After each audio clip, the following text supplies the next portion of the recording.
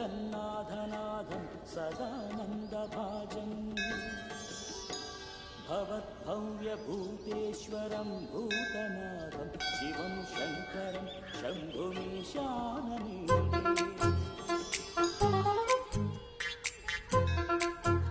లడ్డు తలదూకనా?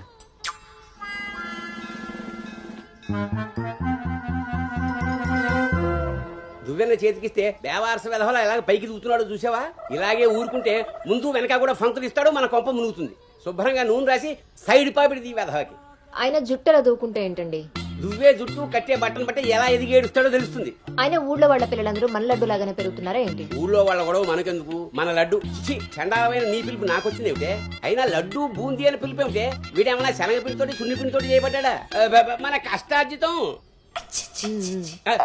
ఘోరించవులే. ఇగో లక్షణంగా పైకొస్తాడని గౌతముడు నా మహానుభావుడు పేరు పెట్టాడు వీడికి. ఇవన్నీ బానే చెప్తారు. ఇంటి పక్కనే స్కూల్ పెట్టుకుని ఎక్కడో ఊరవతలు జాయిన్ చేశారు వీడిని. పిల్లాడు అలసిపోతున్నాడు. వాడు అలసిపోయినా సొమ్మసిలిపోయినా పర్వాలేదు. ఏంటండి మరి మీ చేదస్తం కాకపోతే? చేదస్తం కాదే, ఇప్పుడు వీడిని వేసింది బాయ్స్ స్కూల్, కానీ పక్కనే ఉన్నది కో ఎడ్యుకేషన్. అక్కడ నిక్కర్లు సొక్కాలే కాదు, గౌన్లు కూడా ఉంటాయి.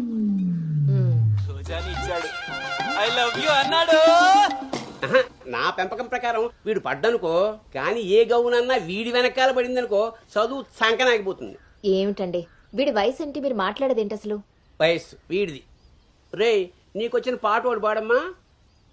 చిలుక క్షేమమా కులుక కుశలమా ప్రియతమా.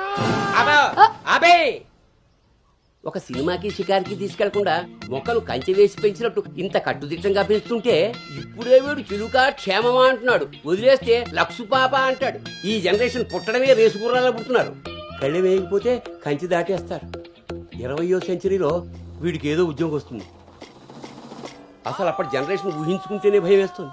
ఇప్పుడే వీడిని మన ల్యాబ్లో పెట్టుకోకపోతే ఇదిగో ఇలా తయారవుతాడు. ఈ రోజు నుంచి మన ఇంట్లో భక్తి ఛానల్ తప్ప ఇంకోటి రావడానికి వీల్లేదు. నా మొహం వస్తాయంట పదా.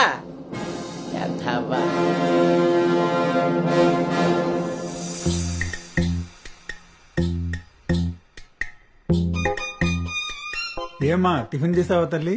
టిఫిన్లు భోజనాలు అలా ఉంచండి. ముందు అసలు దీనికి ఎన్ని మార్కులు వచ్చాయి అడిగారా? ఏమే మ్యాథ్స్ నీకు ఎన్ని మార్కులు వచ్చాయి? 82 మార్క్స్ అమ్మా. ఆ మాధవ్ కూతురికి ఎన్ని వచ్చాయో తెలుసా? 99. అయినా సరే అదేం తింటలేదంట.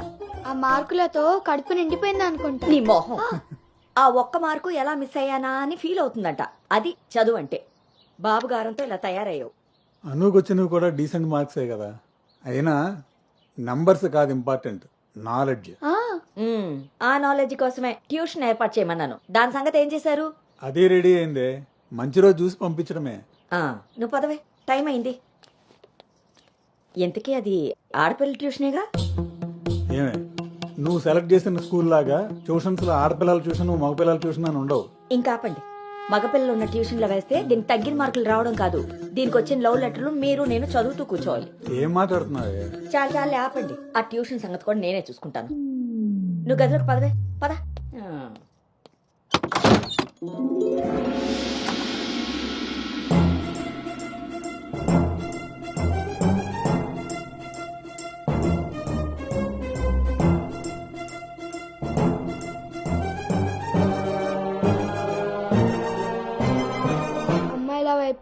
అమ్మాయిల వైపు కన్నెత్తి చూడను, అబ్బాయిలతో పన్నెత్తి మాట్లాడను, వాళ్ళు తల తిప్పి మాట్లాడించిన నేను తల దించుకొని వెళ్ళిపోతాను, నాన్న చెప్పిన మాట జవదాటను, అమ్మకిచ్చిన మాటని మర్చిపోను.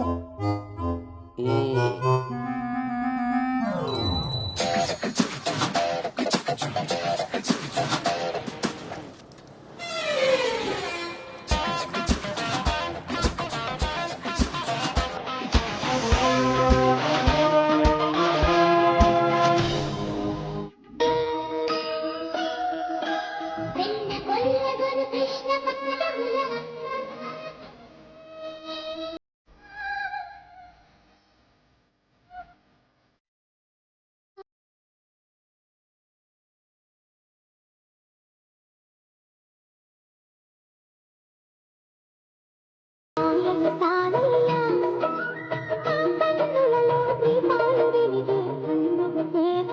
భవానీ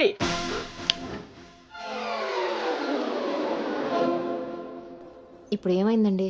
ఇంతకన్నా ఘోరం ఏం జరగాలి? నేను వీడిని రాముడిని పెంచాలనుకుంటుంటే నువ్వు వినాయకంగా కృష్ణుని చేసి పారేసావు.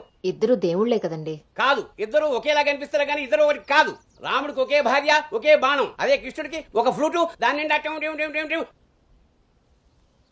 ఇప్పుడు వీడికి వేషం వేసి ఏం చేస్తారు? అక్కడికి తీసుకెళ్లి ఫ్లూటు తీస్తారు. అది విని ఆడపిల్లలంతా వీడి చుట్టూకి కోలాటం ఆడతారు. అది చూసి మీరు కిలకలాడుతూ చప్పట్లు కొడతారు. అంతేనా? చిన్నమ్మాయి, మీ నవ్వుల్ని మిమ్మల్ని చూసి వీడికి రోజు అదే అలవాటై ఆ మేళ ఇంటికి తీసుకొచ్చి కోలాటం ఆడుతూ ఉంటాడు. అప్పుడు నువ్వు నేను వాళ్ళకి కాఫీలు టీలు అందిస్తూ ఉండాలి. బాబు గౌతమ్ రెడీయా? కాదండి, నేను రెడీ. ముందు వాడికి వేషం మార్చు. ఐఎమ్ సారీ అండి. ఏడుపు మొహం వేయకు. రాబోయే నవంకి రాముడు వేషం వేసి తీసుకెళ్ళు. కనీసం తండ్రి మాట విన్న కొడుకుల చరిత్రలో నిలిచిపోతాడు. గదిలోకి వెళ్దామా నాన్నగారు?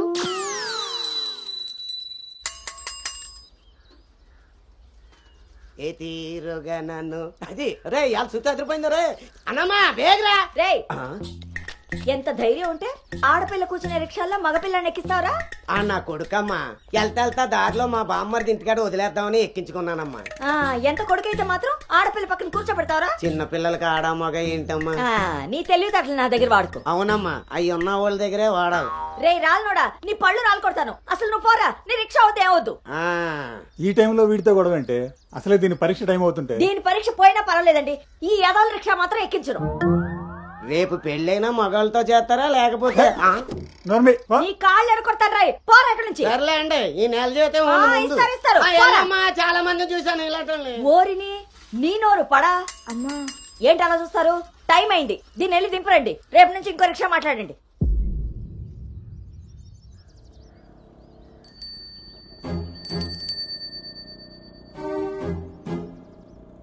నానా ఏంటి తల్లి?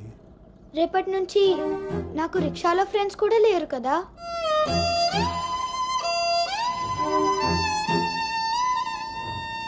మనం ఇటెక్కడికి వెళ్తున్నాం?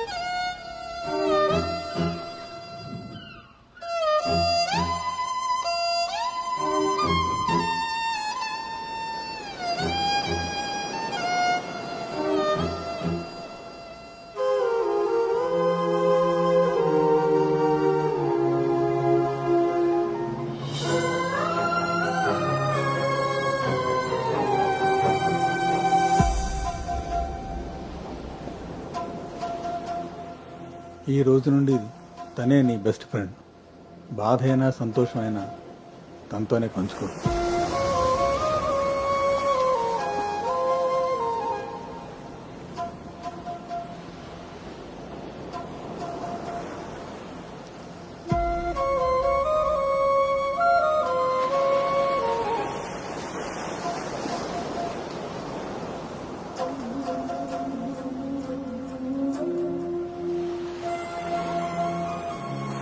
బాధ నీతో చెప్తే నాకు రిలీఫ్ ఎలా అవుతుంది?